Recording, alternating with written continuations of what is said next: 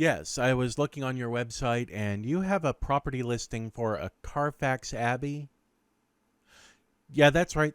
The 12 bedroom, 9 bathroom with the scenic overlook of the local sanitarium. Yes, I would love to discuss it with someone from your office. Can you send someone around in person? Do you happen to know his blood type? Hello?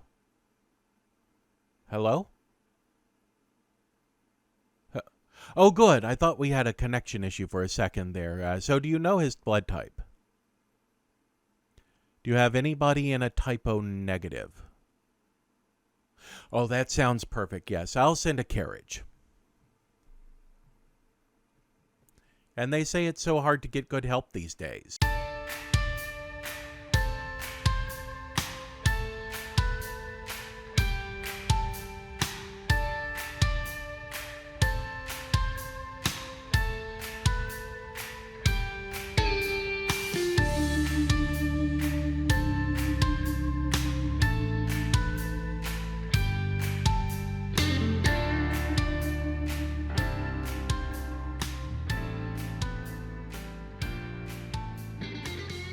Born in Cordoba, Spain in 1892, Carlos Villarías Llano was the son of a general in the Spanish army.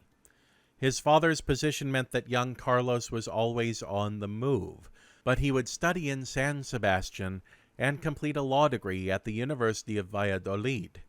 And sorry to any native Spanish speakers, particularly from Spain, I studied Spanish all the way back in high school and was taught the Mexican pronunciation for everything. And I think I only retained about half of it. Villarías would open up his own law firm, but his practice was short-lived as he abandoned the legal profession to pursue a career in acting. He took roles with small companies performing in operetta, and after learning his trade in those venues, he moved briefly to Paris where he made an impression on French critics. He would debut at the Teatro Victor Manuel in Torino to great acclaim from Italian critics, but the outbreak of World War I cooled off his career quickly. A year later, he left the conflict-torn Europe to move to the United States. He arrived in New York City in March of 1915. He had a near-perfect command of the English language, which impressed director and businessman Lou Tillegen, who started casting him in his productions. Villarías would also be a member of the founding troupe of the Spanish Theater in New York, performing Ángel Guimara's Tierra Baja as its debut production. When he arrived in Los Angeles in 1923, he started appearing in silent movies in small roles and as an extra.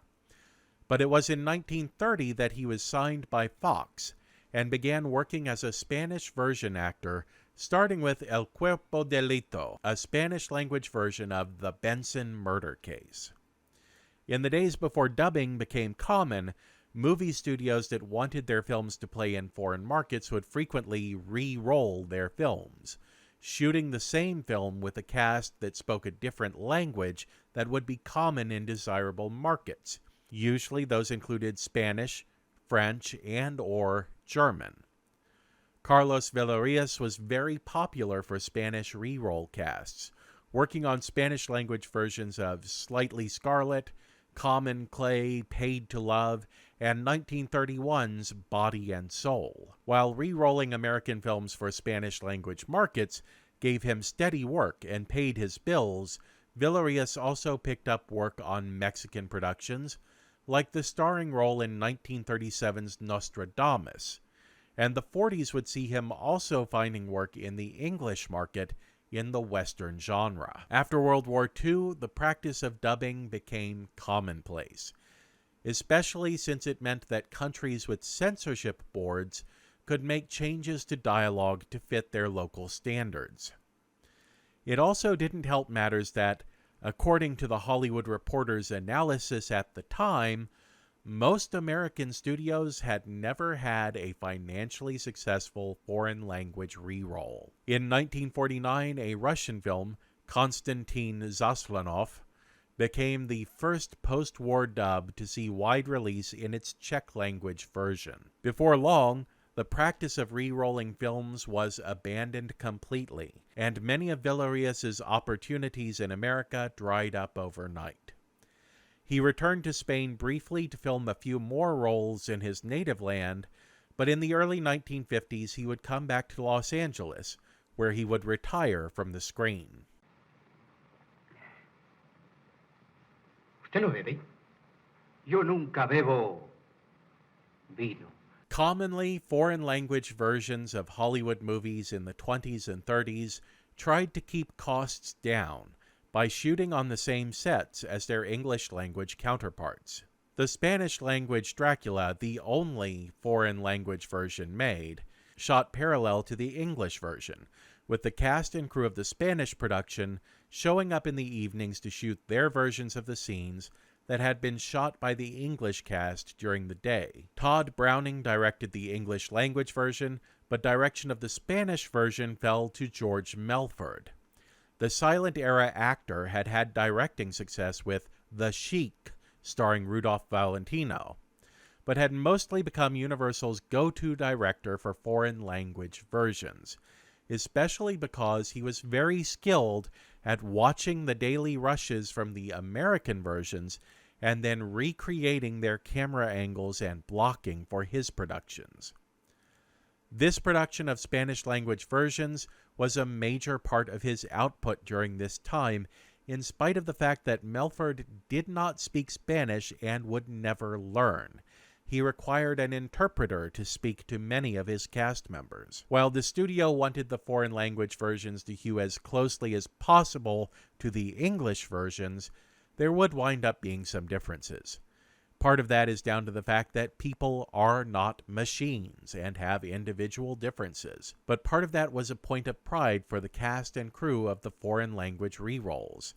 They had access to the English language version's daily rushes, even if only the director and the lead actors were required to attend.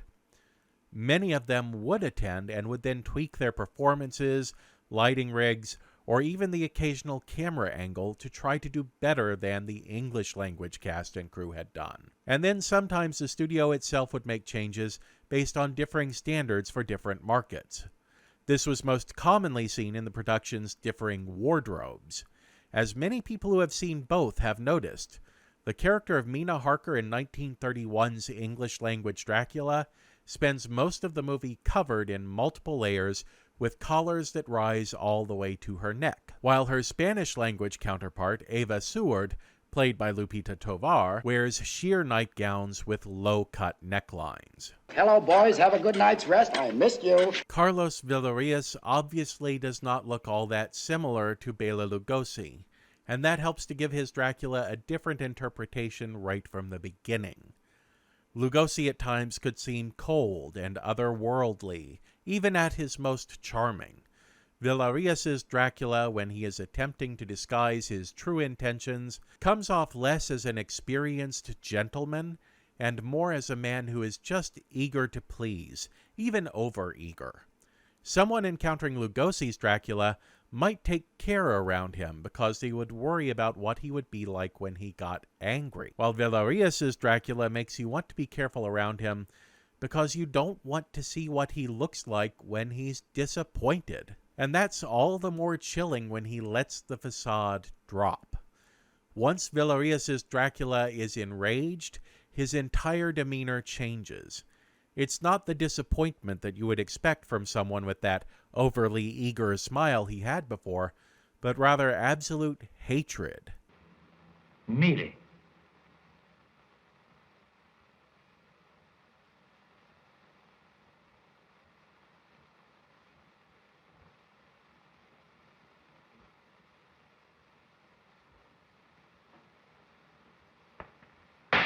Dracula, starring Carlos Villarías, opened in Havana, Cuba on March 11, 1931.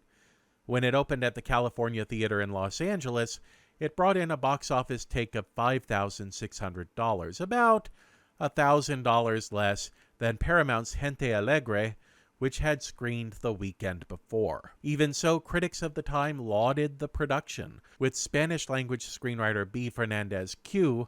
being singled out for praise for his handling of the dialogue. The film was considered to be lost media for decades, and Gary Rhodes, in his examination of Todd Browning's Dracula, referred to it as largely forgotten.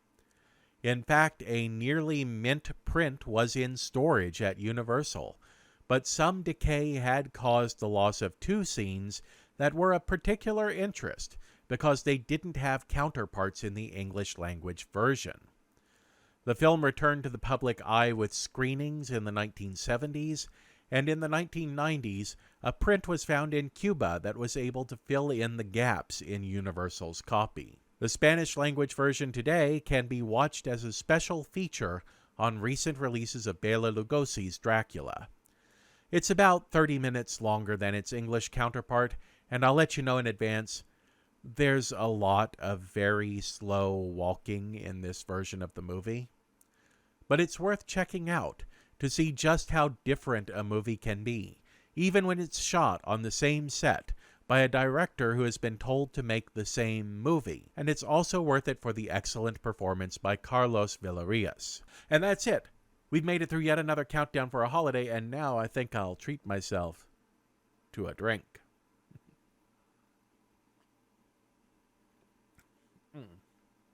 Pardon me.